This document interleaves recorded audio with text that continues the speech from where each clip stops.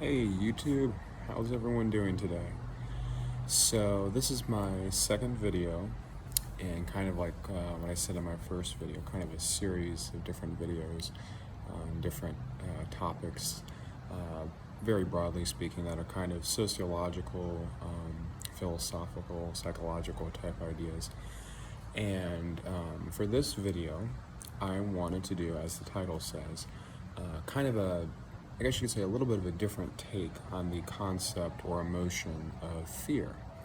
And I guess this is kind of a semi-perfect time to do it. It's the beginning of fall, and Halloween is coming up in about just over a month now, I guess, technically. And it's always kind of fascinated me and kind of puzzled me about fear is, I guess, certain types of people who enjoy like the experience of being afraid or whatever. So, people that enjoy like horror movies, thrillers, whatever, that's the type of stuff. And what's always interesting to me is when you think about fear, the general concept of fear, and I guess you could say like a classical sense or whatever, fear shouldn't really be a emotion or even an idea really we like gain pleasure from, because fear, we're generally taught, is a negative emotion or a negative state of mind or whatever. And I think what's interesting, and what I'm going to try to explain in this video to the best of my ability, I guess, is kind of I've always seen fear, and this is again my take on it. Fear seems to have certain qualities that make it very similar to a addiction, and that's pretty much what I'm going to talk about, and I'm going to show two general examples about what I mean by that. And what's interesting to kind of get started is how when someone thinks of a addiction, again in a classical sense, okay, so when you're addicted to a substance, say, your life literally revolves around that substance. That's why we call it an addiction. And from that, your life gets either more controlled by that substance or narrowed. You don't have as many options. You don't, in a certain sense, even don't think quote unquote properly, because you are in basically kind of a tunnel vision of looking at that substance and thinking it's, your only hope or only thing that you really need.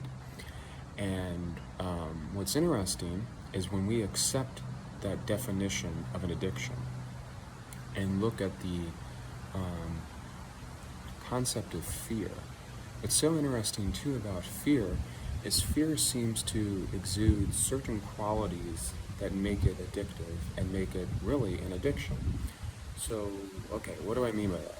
Well, what's interesting, and I guess a perfect example of this to kind of illustrate my point, is how religions, I'm not going to name any specific religions, but just religions in general, again, I'm just going to keep it broad, use, or sometimes, I'll say it this way, use certain aspects of fear to get people either into the religion or to keep them in the religion.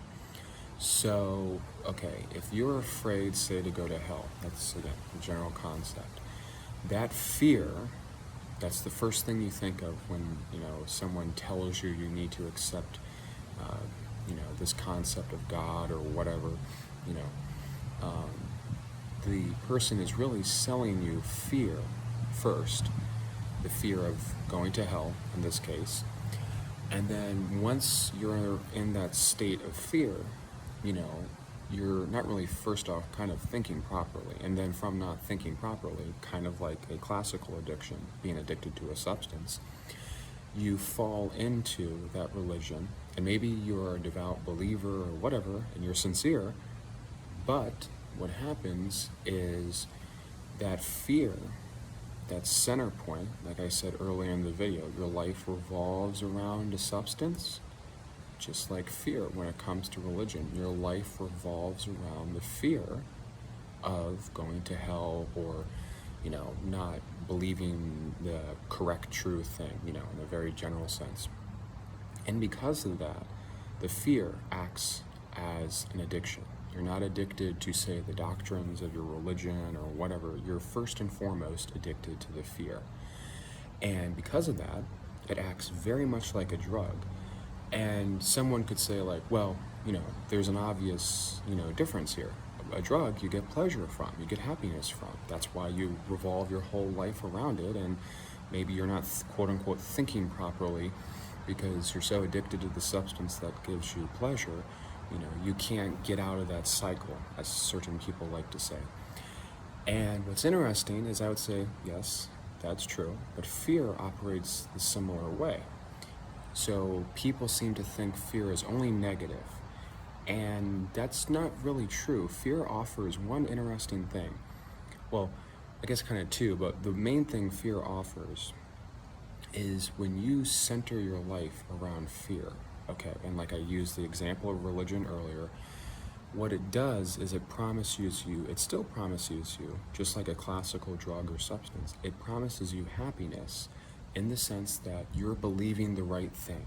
And in the analogy I used earlier, instead of going to hell, you're going to heaven.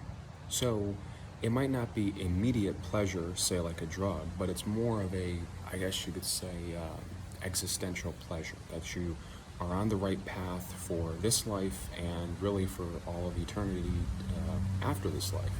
So actually fear gets you, if it is, I'll say, used properly by certain people for, not great purposes, it gets you to think that you will have a longer term happiness if you believe in this fear. In this case, like I said, with religions do this, unfortunately, all too well in certain examples. So, and a second thing fear does, kind of going all the way back to my idea about why people enjoy like horror movies or whatever, or scary things that generally speaking we think are negative, or certain people would. The reason those people keep gravitating back to those things that scare them or whatever, in a quote unquote fearful state, is because they do actually get a high.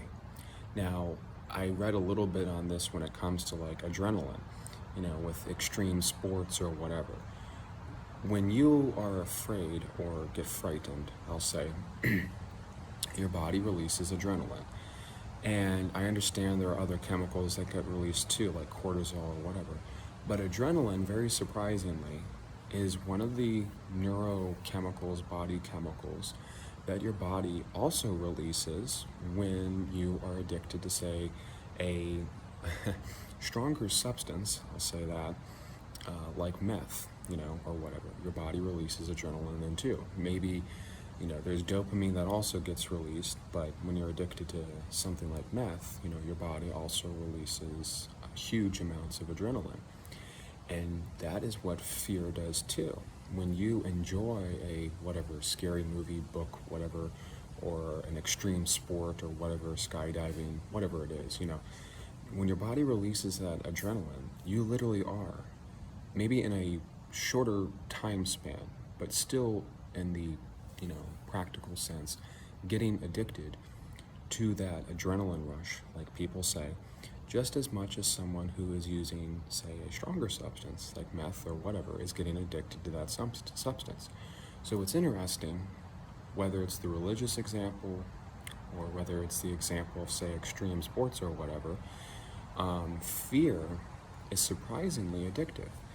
And it's not, again, like I've said, it's not a classical addiction where it gives you immediate happiness, but fear is more of, I would say, a existential addiction.